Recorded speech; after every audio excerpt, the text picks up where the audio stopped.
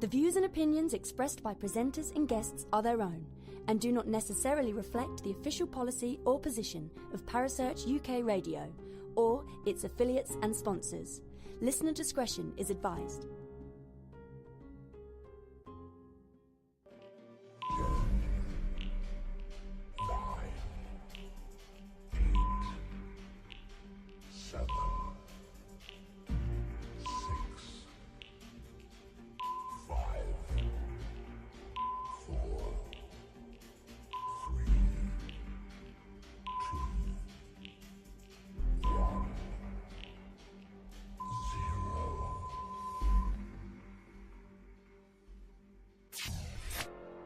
You're listening to Paranormal Concept right here on Parasearch UK Radio with your host, Paul Rook.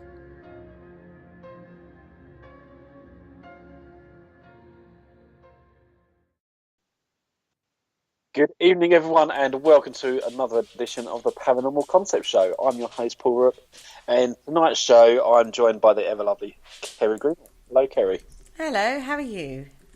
Oh, I'm good, thank you. How are you? I'm a bit baffled, to be fair. And what are you baffled about? I'm a little baffled about tonight's topic. Okay, well, go on.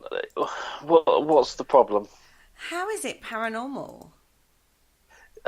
See, they're aliens on this planet. That's sort of it. Go on. Yeah, This is how I go with this. I'm like, it is a very strange topic to discuss about something we know exists on the planet. And yes, they're weird. I'm not saying that they're not weird, but they're proved. It's like we can touch them and examine them. So alien-like that it's like, where did they come from? Mm-hmm. That's sort of the way we're going with this one. Right, okay. So do you want to tell everybody what we're talking about tonight? Okay, tonight we are going to be talking about creatures of the deep, because there are some really weird, strange-looking creatures out there that, quite frankly, look very alien. And it's like, where do they come from? Why are they here?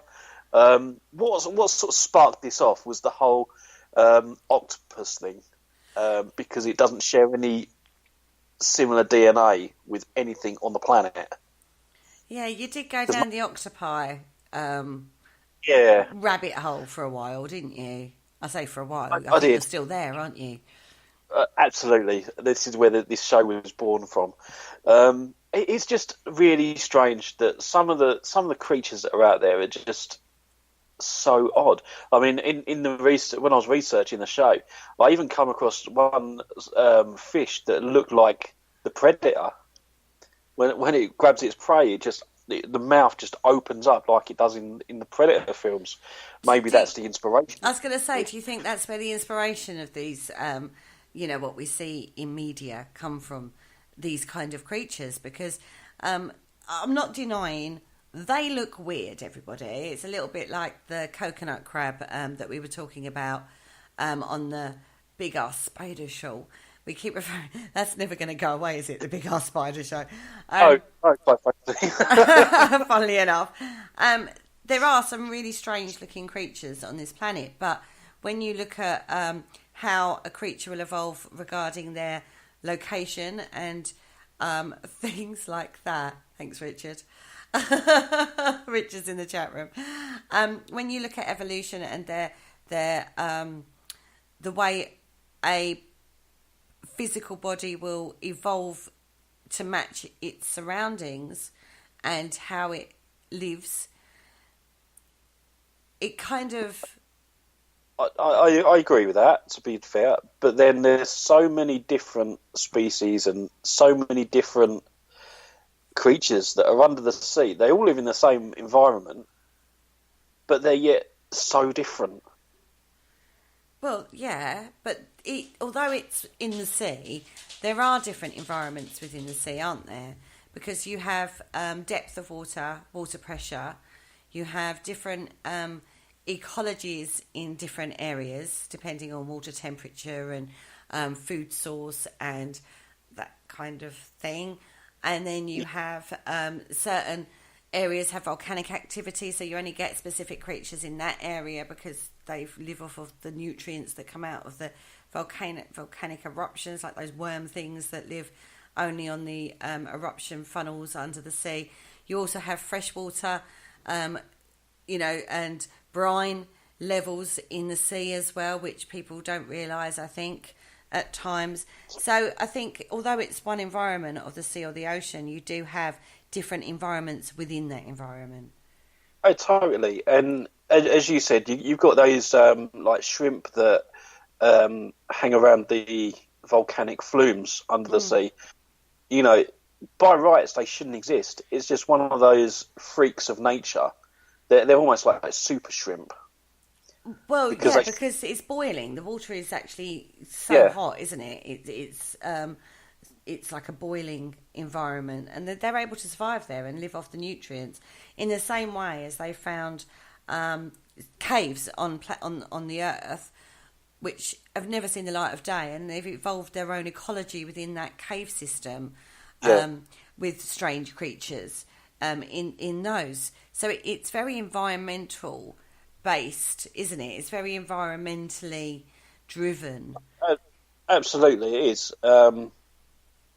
But obviously, in the terms of this show, this is where we're sort of going with an alien-like theme. Okay. Well, we'll roll with it because it's your show. Yeah.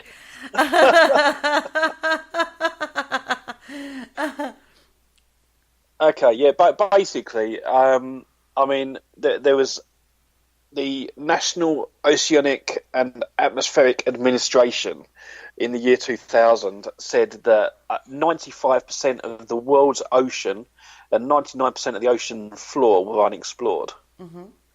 That's a huge amount. It is a huge amount.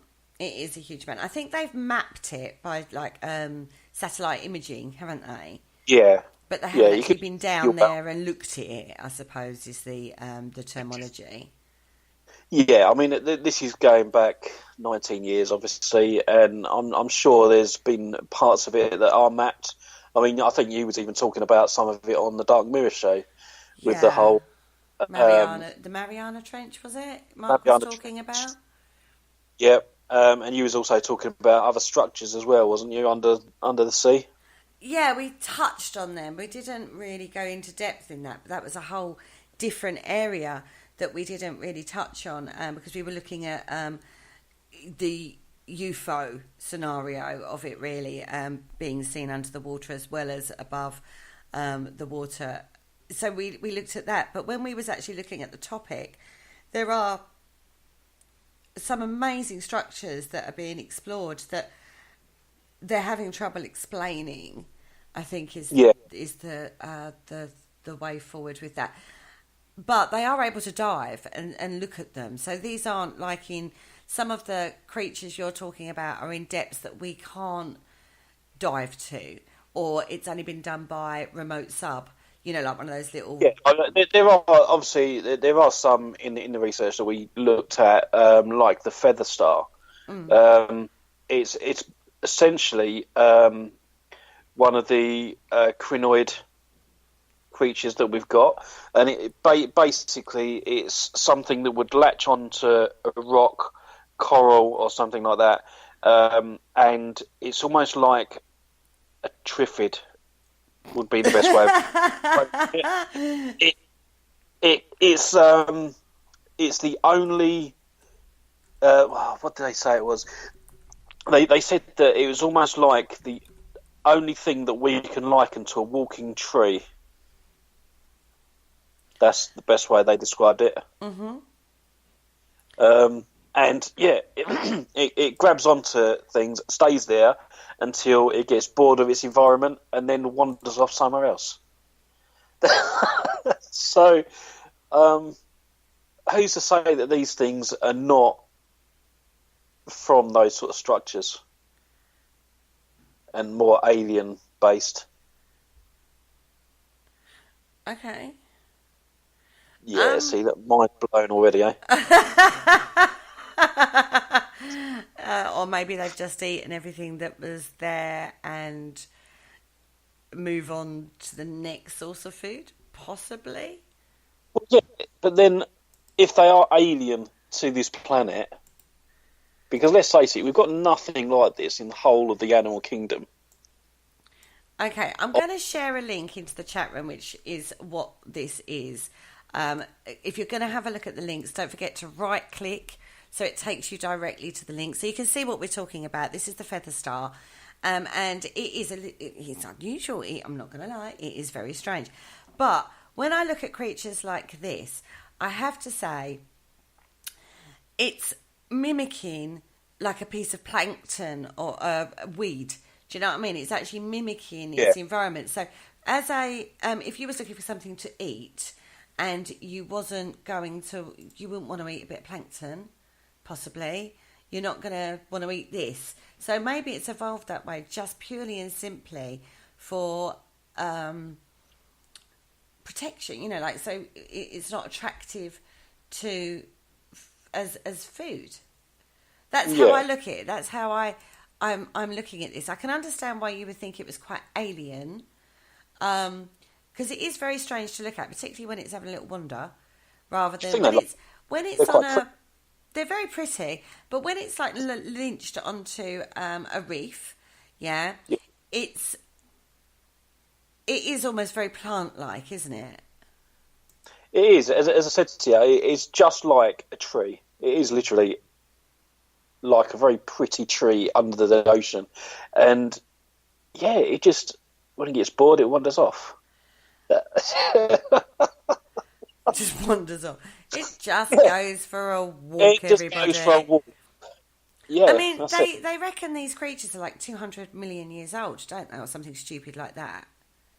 Yeah, I do believe I read that. I don't know. It could be this one. That it predates the dinosaurs. Is that the one that I was looking at? What, the feather star? Yeah. Yeah. I mean, these can be up to 9 kilometres below the surface of the water, can't they? Yep. That's quite deep, isn't it? Yeah, absolutely. Well, I say that, I don't know how many miles that'd be, because my maths is rubbish. No, I don't know either.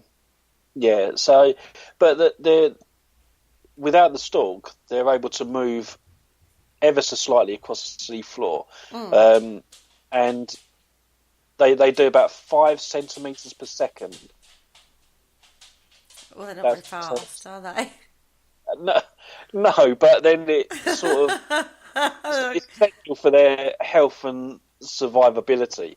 So that it's almost like they don't attract any predators to eat them. That's because they look like a plant. They're not very tasty. Well, but they're actually very pretty. I mean, I have to say, when I was looking at these, they are incredibly pretty. They come in different, colours and stuff. Shapes and sizes. Yeah. There's lots of different variations on the feather star. But I have to say, they are incredibly pretty. Yeah. You couldn't have one on your shelf, your mantelpiece or whatever. It'd wander off. Only if you lived under the sea. It's a little bit. No problem. It's a little bit knackered, if not. Sorry, my little brain's gone off in a little tangent there. Now, how many? I mean, there's quite a few different. I mean, I know there's like loads and loads of crinoids on the planet Earth, and actually crinoid is a variation of crystal. You can actually get it in like rock formation in crystals. For that shows you how old this species is, because we actually have fossils of crinoids as well. So this is what they look like in life, as it were. So they're really quite cute, but they're just. They are apparently weird. They are very strange looking. There's 600 species known at the moment. There's got to be more. Well, there probably is, but they know of 600 different types of species of crinoid. and that's all over the world. So you can get them in any environment, basically, sea environment. Yeah, absolutely. And as you said, that they're in shallow waters, but they can survive in the depth of 9,000 meters as well. Yeah, it's certainly an interesting one. And yeah, as you said again, that they feed on plankton and other microorganisms. I just found this so interesting, this one. I mean, even the digestive system apparently is in a U shape. So it's just their backsides next to their mouth, apparently. Lovely. Yeah, for all those eating their dinner at the moment. I've just had mental images just popped out my brain there. Yeah, lovely. I thought you'd like that little little tidbit. Okay. Yeah. So, yeah, I thought you'd like that one. Wow. You got weirder. I will say that. You actually got weirder. Oh, absolutely. As we go on through the show, yeah, there are some really weird stuff. And apparently this feather star, they tend to reproduce every 10 to 16 months. Oh, okay, so not prolific necessarily compared to some species like mice and stuff. No. It's just... You can tell I'm a land girl, can't you? Yeah, just. Do you want to go on to the next one that we looked at? Okay, pardon? Another pretty one. It is another pretty one. This is called I know why you've given me this one. The Glaucus atlanticus, also known as the blue dragon, or the blue angel, or a sea swallow. It is so pretty. I'll share the link in just a second. Now, it's actually a coloured sea slug. It's part of the species of a sea slug, and is found in the Atlantic, the Pacific, and the Indian Ocean. So basically, you're looking at warm water for this particular one. Now, it's got stinging cells. This is the interesting thing with this one. It's basically one of those creatures that has a lot of toxicity in its the colour indicates the toxicity. Oh my god. Which is why it's bright blue, and this is a defence mechanism against predation. So again, that's why it's beautiful colour and blah blah blah blah blah. Right? This is why it is how it's evolved the way it is, so it don't get eaten. It's only 3 centimetres long. It's not very big at all. No, and I like the way it travels as well, because it says that it creates like an air bubble stored in its stomach, and it basically when the fish is, it's almost like it drifts about as opposed to swims. Turns the fish upside down, making it really hard to see from below for predators below it, and it also makes it hard to see from the air as well. I can imagine it would, because particularly in the tropical waters, you've got that lovely blue light that everybody talks about. So if you think about the dappling of the blue light and how it looks on the sea floor, I can understand how it would be quite camouflaged. Yeah, it is, and it feeds on the Portuguese man of war as well. Yeah, and that's another fish that's quite ferocious. Portuguese man of war is very ferocious. But going back to the old blue dragon, it's not affected then by the toxicity of other creatures, but it's very toxic.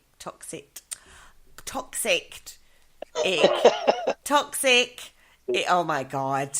This isn't another word that I have trouble saying, is it? We've got another Kerryism. Toxic. Oh, God, I can't even say it. Poisonous. We're going to go with poisonous. Oh, jeepers. Where was I going with that? Yes, it's very poisonous itself, but it can cope with the poisonous, oh my God, from other creatures. I'm not even going to go down that thought pattern now. I can't even say it. Basically, it's not affected by any other stings or toxic stings from other fish. Yeah. Jellyfish. I mean, your Portuguese man of war is quite a phenomenal poisonous creature that, you know, that they talk about is it Australia, where if there's Portuguese men of war in there, nobody swims. It's one of those where it's a bit like shark, get out the water, you know, kind of scenario, isn't it? Yeah, it's because with the Portuguese man of war, they basically the heads of the jellyfish float on the surface. Yeah, that's right. Tentacles just drag along behind them, but the tentacles could go on for. I mean, I don't know, but they're quite long. So even if one of those does get you know, you're stung and most likely scarred from them. That's how bad they are. I've just read this. That the dragon itself doesn't produce its own poisonous bits. It actually steals them from the Portuguese man of war. That would make sense. So it borrows them. It sort of like eats it and then goes, thanks very much. I'm going to use your poisonous bits and I'm going to use them for myself. Thanks. Yeah. Do you know what I mean? Oh. This is really horrific. Oh, this is good. The slug will clamp down on the man of war and start ripping off chunks using its radula, which is like a tooth-like scraper. As the slug consumes the nematocysts even, which are, capsular organelles present in all cnidarians, it does not get stung. Instead, its body is able to process the stingers without setting them off, move them through its digestive tract, out into its serrata to be used as defence. There you go. It's a thief. It's a bit like the cuckoo nicking nests. Instead of nests, this one nicks poison, prong things. Yeah, I mean, but then it isn't just the man of war that it steals the stings and poisons from. It's anything. So it's not just the man of war. So no, it's not. It's not discerning particularly, is it? Now it's actually an hermaphrodite. Ooh, that's the one that it can decide which sex it is, isn't it? Well, it has both male and female reproductive organs. Okay, so it basically has sex with itself to have babies, basically, which would save a lot of time and effort trying to attract a mate, doesn't it? Although with all these stinging things that is borrowed from everybody else, it'd be a little bit dangerous, right? Yeah, totally. Yeah. So crack on with that bit. Me? What, with the egg thing? Yeah. It can lay 20 eggs, but they don't like to look after them. They just like pop their eggs in a spot, and then off they go, and just assume that the newborns will do their thing and set off into life all by themselves. They're not very nurturing creatures, I would say. No, I wouldn't have said that. They're too busy laying on their backs with their bellies out, going, oh, as they float around. Oh, Richard has said the box jellyfish are in Australia. The Portuguese man of war are in the Atlantic. Literally in the Bay of Biscay, just off Portugal. So if you're swimming in Portugal, then watch out for your man of wars, basically. So then you'll find blue dragons there too. Yeah, there's just so many different types of jellyfish. I lose track of them. Yeah, jellyfish are a huge family of evolutionary wonder, aren't they? And they're tiny or massive. I like the ones that are right down deep under the sea, and the bioluminescence. They're and so it's pretty. They are. They're just so fantastic just to watch swim around. They're very mesmerising, aren't they? If you go to an They are. aquarium, they usually have like lots of little jellyfishy wishes, don't they? Fishy wishy wishes. Jeepers. Oh, God. You can tell how I take my children around these places, can't you? And look at the fishy wishes. It was the ultimate embarrassing mother right there. Yeah. And they are very mesmerising to look at and to watch, jellyfish. They are. They're really pretty. I actually remember the first time I ever experienced a real life one, and I can't remember what beach it was. It was somewhere in Kent, and there was like loads of jellyfish washed up. And when they're washed up, it is literally like a jelly capsule on the Yeah. And I remember picking it up and going, ugh. Yeah. Do you remember the Great Jellyfish Invasion of you might be too young for this, 1976, I believe it was. I was too busy being born that year. And oh, right, yeah. I remember this. I was born in December, so... Yeah, you would have missed this one. I believe it was then, and down the estuary, which, we do get them quite often in the estuary, and they're I don't know what you call them, but they're like the flying saucery looking ones. They're literally just round jellyfish, and there were thousands of them across the beach. They were all like sort of being washed up, and us kids, we had a great time with them, poor things, looking back now. God. See, this is when you should have said, I've only read this. This is why I'm showing my age, am I? Exactly. You should have just said, you should have gone with like, I read this, I didn't know anything about it, really. Oh, yeah, that's true. I read about it in a newspaper article that I archived. No, I actually experienced that. That's how old I am. Oh, my goodness. Now, you brought one to the table, which was the mantis shrimp. Now, again, all of these creatures are incredibly pretty. I will say that. We haven't got to the ugly bugs yet. I don't know, actually. Have we got any ugly bugs in this? Because I think all the ones you've brought to the table so far are incredibly pretty. Now, the mantis shrimp, I think one of the most iconic, if you watch any of the David Attenborough shows, the mantis shrimp was the one that punches really strong. And it can break an arm or a leg, can't it? It's like... It has the force. Go on. The force of a .22 caliber gun hitting you, like a bullet from a .22 caliber gun, and that's how hard its punch is on that one. You tell us a little bit more about that one while I search out a little clip for people. Okay. It's basically almost just like a super shrimp. It is a super shrimp. It is. It's obviously found under the sea, and where are we? Let's see. You've done the caliber gun bit. Oh, no, mate. I love that bit. Oh, it was awesome. Okay. They're quite big, aren't they, mantis shrimps? Are they? I'm looking at unless these are fake, because that's a huge one. It could be a different type of species. They basically they've got wow.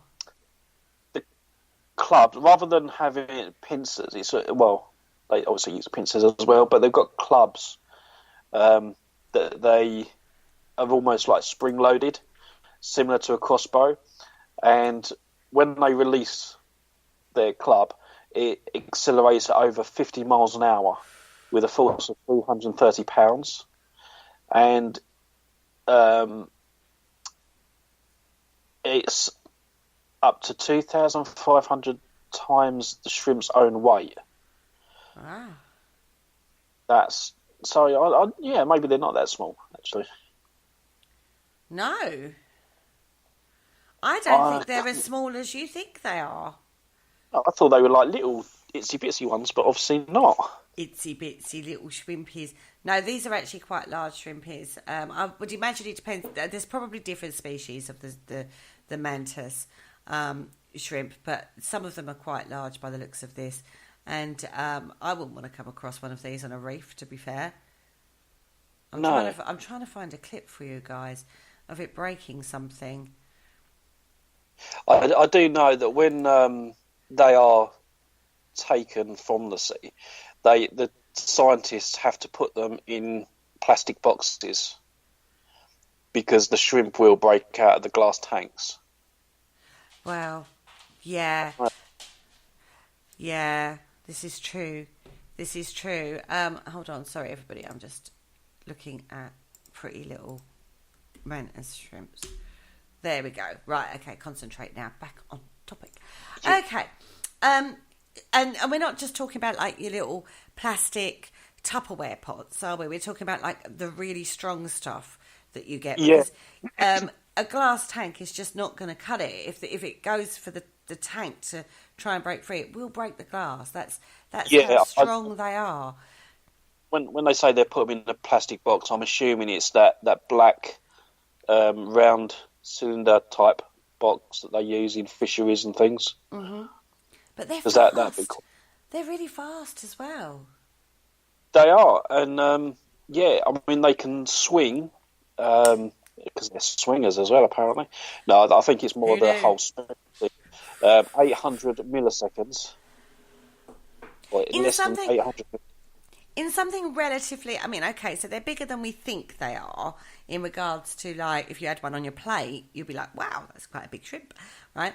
But in regards to, like, some of the bigger animals that we know and love, like elephants or, whale sharks and stuff like that, the power that they have is extraordinary, isn't it, for their body? Yeah. And researchers are actually mimicking their structure in everyday objects like cars and stuff to build stronger frames because it is so original, so designed so perfectly for it. Yeah, and the military are also looking at some like the body armor and things like that and taking the ideas from that shrimp. Yeah. I'll see that. It also says here, actually, that if you could throw a baseball as fast as the mantis shrimp punches, you'd launch the ball into space. So there you go. I bet every basketball team would love a mantis shrimp on their team. They probably would, but they want to go up against one, though. Not really. That would be a match and a half, though, wouldn't it? Yeah. Oh no, shrimp is coming out now. Everybody loses. They all design. Sorry, not doing it anymore. I think this is quite fascinating as well. Because it punches so fast, it causes something called a superheated bubble that actually results in a small flash of light. Awesome. And it's called cavitation, is what it's called. Okay. That's cool. Interesting, isn't it? It is. It's almost like the flash of the undersea world. Yeah, it is. And it's not just, if this isn't enough for you, that they're so strong and so fast, yeah, they also have the broadest visual spectrum of any animal that we know of. Yep, and they're trying to, the scientists are trying to build a small camera that can see cancer cells at every early stages. Use that basically the same sort of technology as the shrimps, so that trying to mimic their eyesight. So it's I think it's absolutely fascinating that you've got this little creature that can do all this, and we're trying to mimic it. Yeah. Just take that inspiration, isn't it, from natural wildlife into everyday life, as it were. Yeah. But it's just again, I kind of can't see why this is. It's just evolution, surely. Well, yeah. I mean,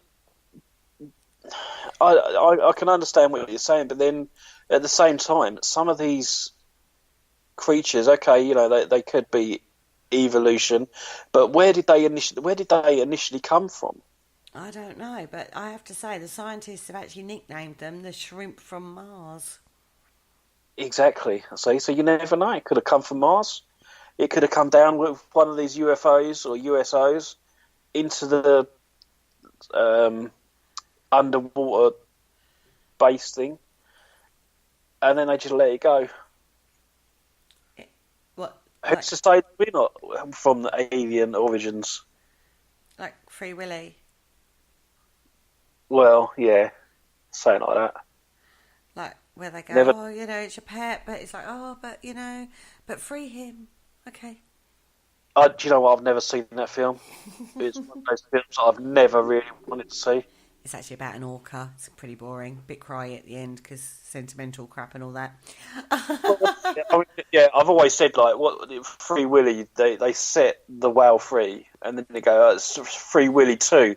Obviously, that's when he comes back. I don't know. No, it's like another one, I think. I don't know. Anyway, another little weird creature in the world of creatures under the sea is the sea pig. I love it. The sea pig. Not very attractive creature, this one, is it? To be fair, have you got pictures to show up in the chat room? I'm just looking for one now. Okay. Oh, yeah, it's not very pretty at all. Okay, no, and apparently it's the size of it would fit in the palm of your hand. Not that you would want it in the palm of your hand. I would just like to say that. Believe me, if you ever found one, you'd want to throw it back. When they say a sea pig, they mean a sea pig. It is very bizarre. But if you look, you can almost it's very opaque. You can see through it. You can see like a light thing in the middle of it, can't you? That's a bit weird looking. It is. It is just such a weird creature, and apparently these are found all over the planet in all types of seas. Are they? There's thousands and thousands and thousands of them. Yep, there's loads. So it's just giving them more reasons not to go in the sea, to be fair. Yeah, to be fair, I personally wouldn't want to go in the sea either after this show. But there's said to be about 4 to 6 inches long, and sea pigs live in the deepest part of the ocean. And the furthest they go is 3.7 miles under the ocean surface. Okay. That we know about, at least. Mm-hmm. Scientists have known about these sea pigs for over 100 years. Lovely. And they're apparently, when they were discovered, they found 65 new species at that particular point when they discovered them. I can imagine them pulling them all out at the bottom of the sea going, oh, this one's different. Well, this was on the HMS Challenger. She was doing a round-the-world expedition in 1872 to 1876. And basically they were examining various sea creatures that they dragged up. So they were like, probably, I don't know, I would imagine they were Yeah, they would have been dragged from the bottom of the sea. Dragnetting, weren't they? And seeing what they pulled up. So, 65 new species were discovered in this way. And the sea pig was one of them.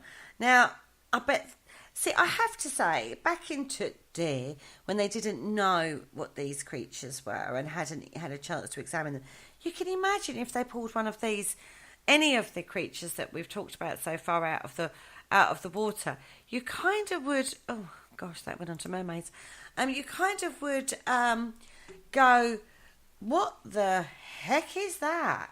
I mean, they are weird little creatures.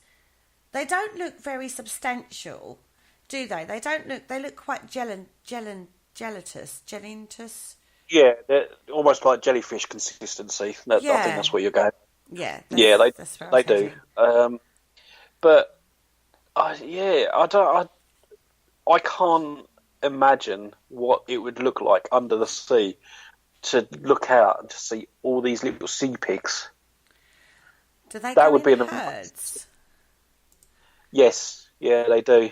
They have little herds So of sea pigs. yeah, that's it. Isn't it? A little No, cat do they? is rounding them up. Yeah, they do. Oh, that's actually quite Yeah. cute. That is quite cute. Oh dear, and yeah, I mean, for food wise, they just scurry around looking for bits of dead meat and.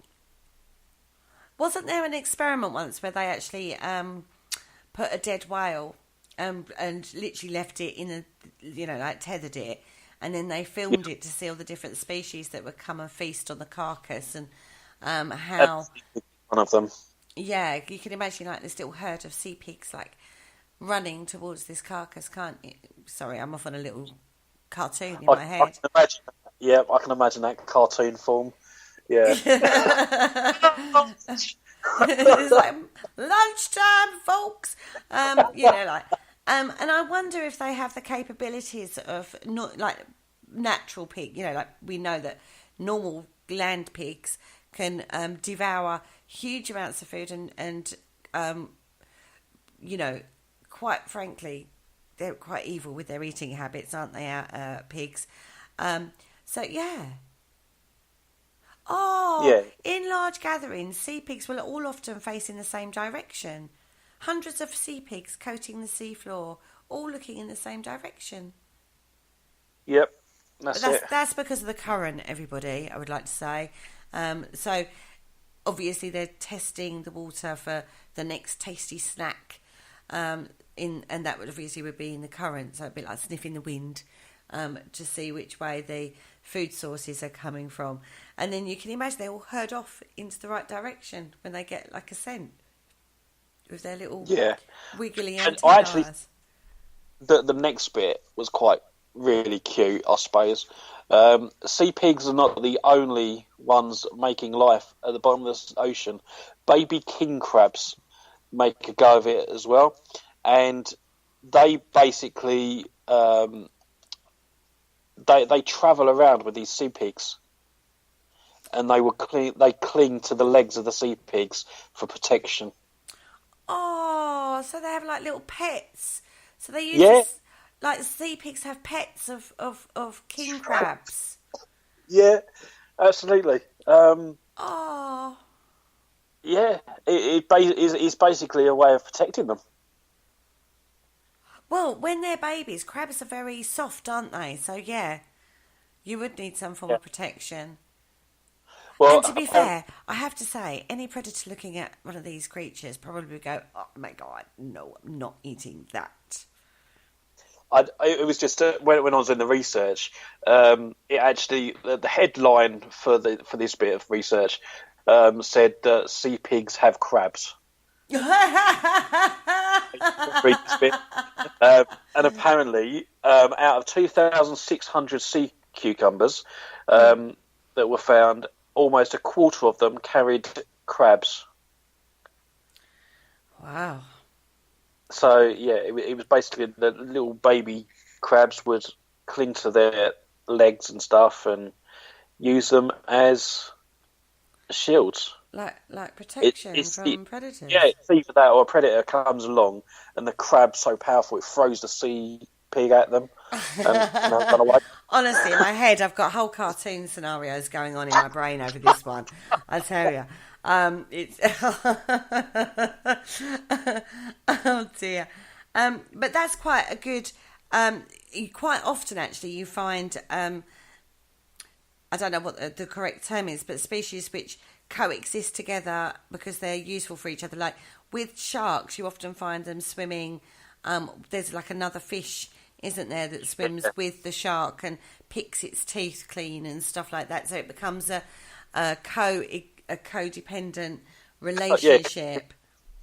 I mean, we the human race is a bit like that with the dolphin. Really? Because there's tribes out there that go fishing and stuff, and I'm sure I see it in one of these nature documentaries that the dolphins would round up the fish for the fishermen and bring the fish into the cove. So the fishermen would take the fish, but then they would throw some back for the dolphins. So the dolphins that's nice.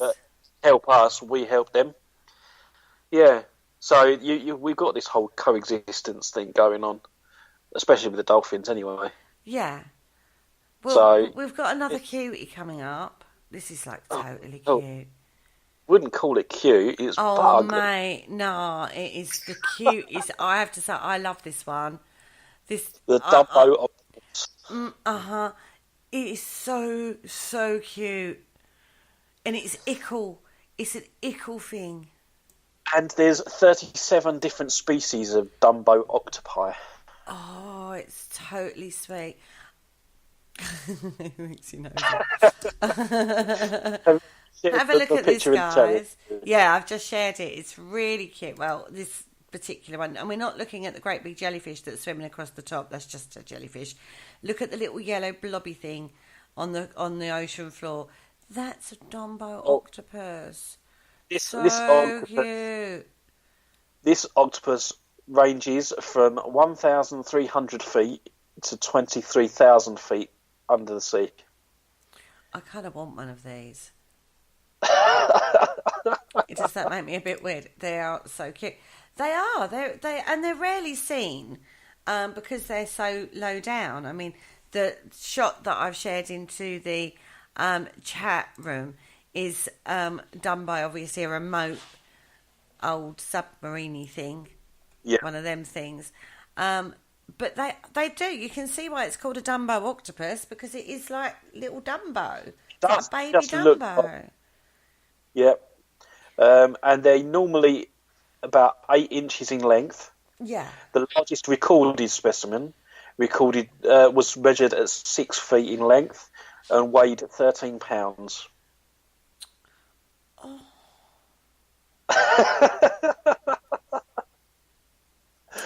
Now, I didn't know this, actually, that the males and females can be distinguished by the length of their suckers.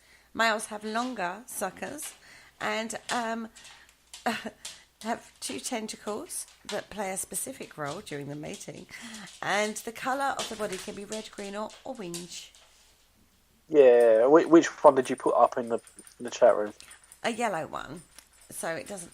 Or I suppose you'd call it orange, actually, I suppose. Yeah, it's more orangey, yellowy kind of one. But it looks tiny, to be fair. Or the jellyfish was huge. Can't work out which way around it was. It must be the jellyfish is huge. Yeah. Because it doesn't look very big at all. That was on the Nautilus Live. Cool. The chat room. Now, these... See, with octopuses... they use all their little arms and flapper things for swimming, can't they? Yes. By flapping their fins, by contracting and expanding its arms, it kind of propels itself through the water that way, which gives it that iconic octopi look when it's actually having a swim. The one you're looking at the Dumbo one, doesn't it use... but basically, if you're looking at it and see the elephant, it uses its ears as well to swim away. It's little cute little ears, everybody. cute little flappy ears. Who can resist a flapping ear, right? Yeah, that's it.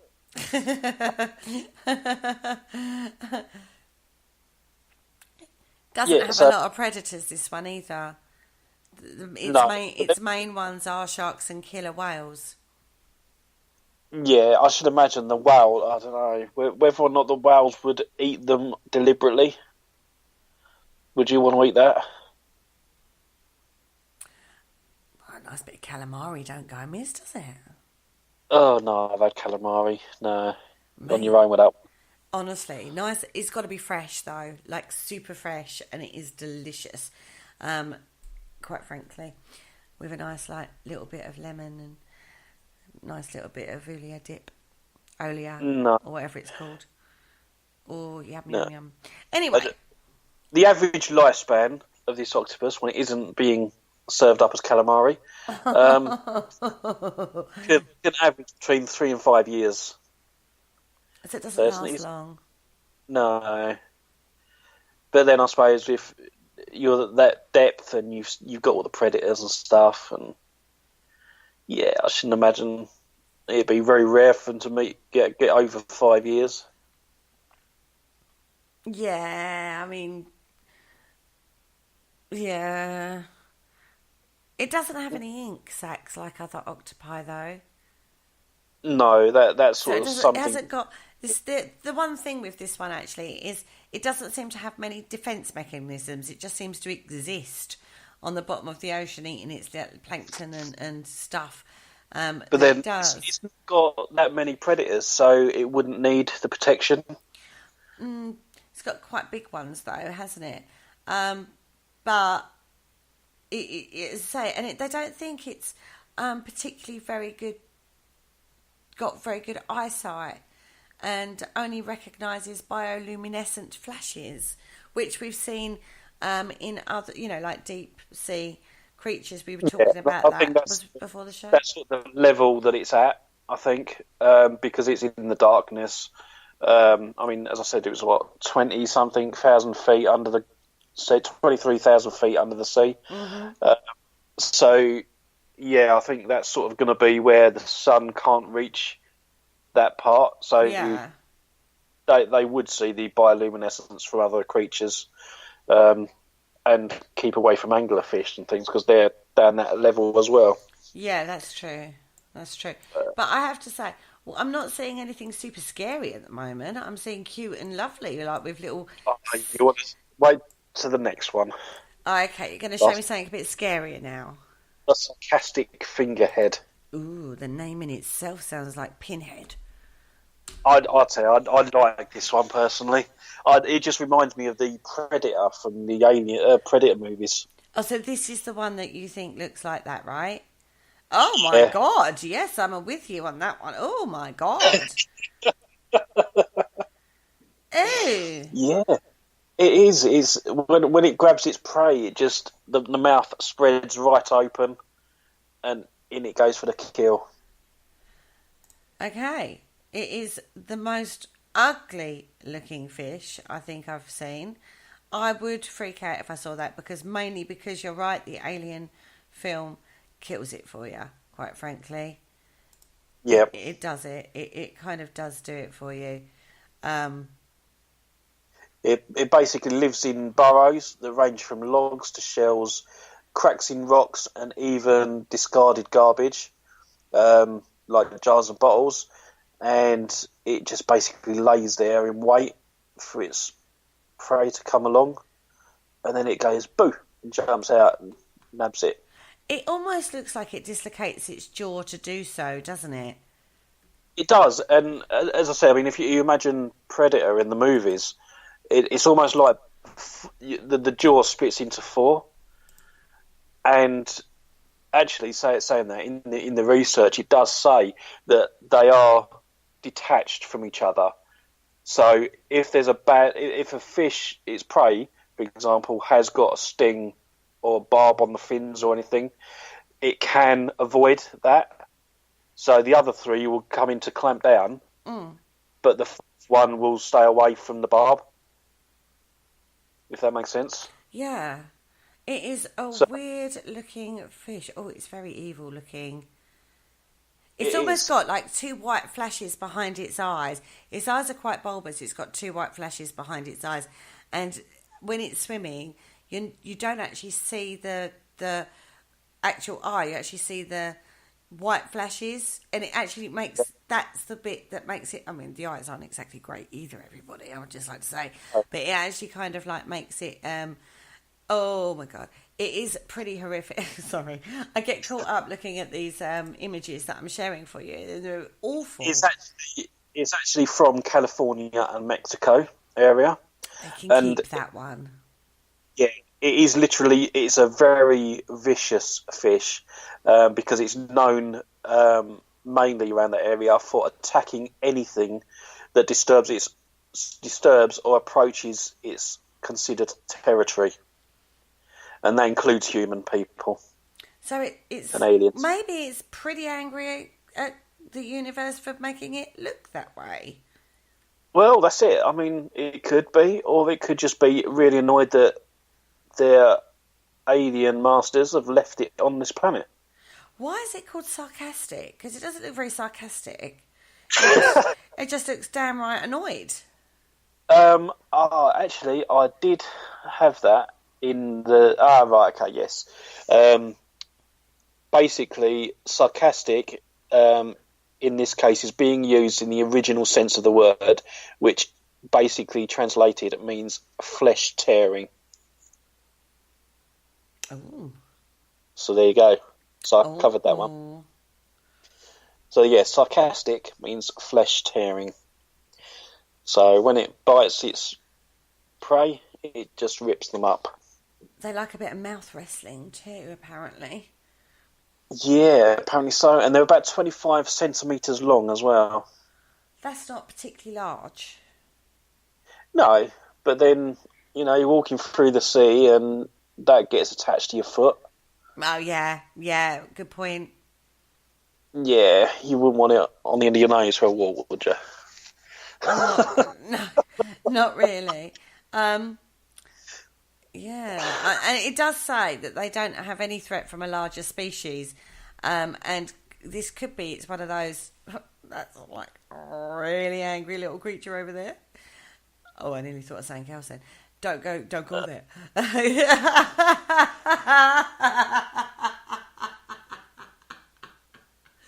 Anyway. Well, apparently they guard their eggs. Male ones guard the eggs.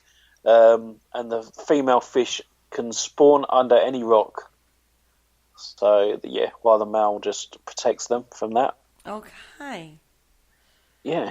So, maybe that's why they're so angry. Maybe it is. Who knows? Yeah, one thing's for sure. It is one of the weirdest creatures I think I've seen. That you brought. You brought some cuties. I will say that you brought some cuties to the table that I wasn't expecting. I didn't know anything about a Dumbo octopi, or whatever it was called. I've not heard of that one, but that's so cute. Even the little sea pig, not too bad, right? Yeah. And then you boom it out with a sarcastic fringe head, which is a very scary looking little creature. I can understand why you would think that they're not off this planet, because they do seem, some of the creatures of the deep, of the sea, do seem very bizarre. But they are perfectly attuned to the environment that they live in. And who knows how many myths and legends arose out of encounters with some of these creatures, eh? Exactly, and that's sort of where we're going to be going with one of the next shows that we're doing, about man-made myths of the sea. So please tell me we're going to at some point hit a kraken or a giant squid. You really want this kraken, don't you? Mate, seriously, that's where I thought this show was going to go, in all honesty. So when you came up with this for the research, I was thinking, what? These are like creatures we know. And I couldn't understand the link. I mean, we've only touched on 5 or 6, haven't we, tonight? Yeah. But to give you an idea of the diversity of the ocean's creatures, it was quite a good starter point for when we hit the mythological, scary stories that have been bandied around from creatures from the deep, right? Well, that's it. I mean, you've obviously got the creatures that we've discovered, but there are still, as I said earlier, that 95% of the surface of the underwater has not been explored. So there's going to be hundreds and thousands of new species that are not discovered that could have given rise to, the other stories and man-made myths, and that's something that we'll be talking about at a later show. Mm-hmm. Okay. Yeah. So I think on that note, we're going to end the show because we have actually come to the end. Okay. Do you want me to tell everybody what's going on for the rest of the week? Yeah, that would be absolutely fantastic if you could. Well, tomorrow evening on Haunted Histories, Penny has got A.E. Saw in the studio talking about the Paris catacombs, which is a fascinating place. Go and Google that if you don't know what the Paris catacombs is all about. Because it is a fascinating subject in itself, that one. On Thursday evening, the PSH Radio has got Chris Chell in the studio talking about their weekends they've just had away with haunted houses. Great weekend, apparently, but we're going to get to hear all about it on Thursday. Then on Friday evening, we have a special event show. So tune in as Gemma interviews me about a few topics that she's wants to clarify some information on. That's what that Have you got a book about. out? No, I don't have a book out. No, okay. But Penny has a book out. Has she? When did she do that? She did that a little while ago now, right? It's called... Oh, wow. It's called... What is it called? Oh, my God. Oh, I'm reading it. I've put it down somewhere. My Haunted Histories, sorry. It's available on Amazon or on Kindle if you want to grab yourself a copy. And keep your ears out tomorrow because I do believe a competition is about to be launched. Ooh, cool. I know, right? I have got that book, and it's a good read so far. Yep, I'm with you. I've just Very read so far, I've only read the first chapter, which is all about Calvert and Hatch, the secret nuclear bunker. And, plethora of history and information, which you come to expect from our pens. And so I'm going to read it and then I'll leave her a little review on Amazon for her. But, yeah, so far so good, Penny. Excellent. Yeah, cool. And on next week's Paranormal Concept Show, we're going to be discussing Rennes-le-Château. Yep. This is this is a very interesting one. This is about a priest who all of a sudden became rich, shall we say. And there are many myths and legends surrounding this particular area. So we thought we'd have a little look at that because it's a fascinating little story. It's going to be interesting. And I've got a lot of devil in there. Awesome. Got a bit of devil. Excellent. Cool. Well, I want to thank everyone in the chat room for joining me. It's been a blast as ever. And thank you, Kerry. And I shall see you all again next week. So it's goodbye from me. And it's goodbye from me. Thank you for listening. Don't forget to join us for more shows throughout the week. Find us on Facebook, Twitter, and the World Wide Web to keep up to date with all the shows right here on Parasearch Radio.